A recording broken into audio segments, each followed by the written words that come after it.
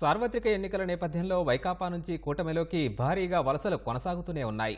5 ఏళ్లుగా తమ ప్రాంతాలకు ఒరిగిందేమీ లేదని ఉమ్మడి కృష్ణా జిల్లాలోని వైకాపా నేతలు, నాయకులు, కార్యకర్తలు పెద్ద ఎత్తున పార్టీని వీడుతున్నారు. పార్టీలో ఉండాలంటూ డబ్బులిచ్చినా, ప్రధాన పోస్టులు ఇస్తామని ఆశ చూపినా ఫలితం లేకపోయింది. చాలా మంది నేతలు పార్టీని వదిలి వెళ్లిపోతూనే ఉన్నారు. వైకాపా నేతల ఒత్తిడి తట్టుకోలేక వాలంటీర్లు సైతం రాజీనామా చేసి తెలుగుదేశంలో చేరుతున్నారు.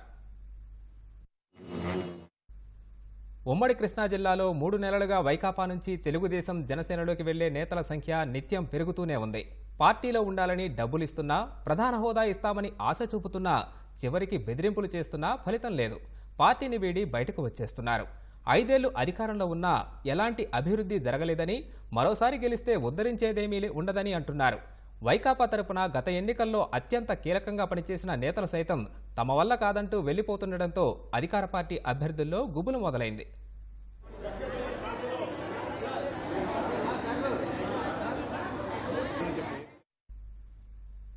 కృష్ణా జిల్లాలోని నియోజకవర్గాల్లో ఎంపీ బాలశౌరికి మంచి పట్టు ఉంది. కానీ ఆయన వెళ్లిపోవడం వల్ల వైకాపాకు గట్టి దెబ్బపడిందని ఆ పార్టీ నేతలే అంటున్నారు.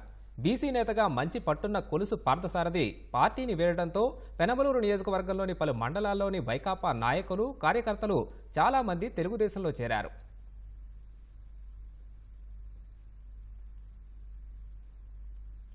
గన్నవరం, అవనిగడ్డలో వైకాపాలో కీలక నేతలు తెలుగుదేశం, జనసేన గూటికి చేరుతున్నారు. వైకాపా ట్రేడ్ యూనియన్ కార్యదర్శి గుడివాడ శివరావు వైకాపాను వీడి జనసేనలో చేరారు.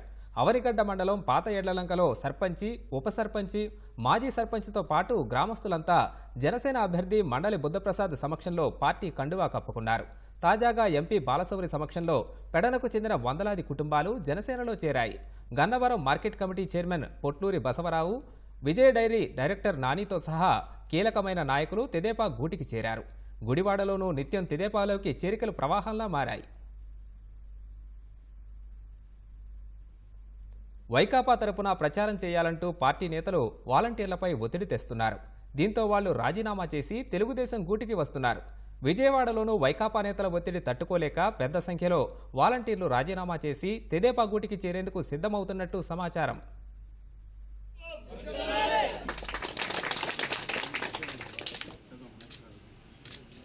భాషా నాగులు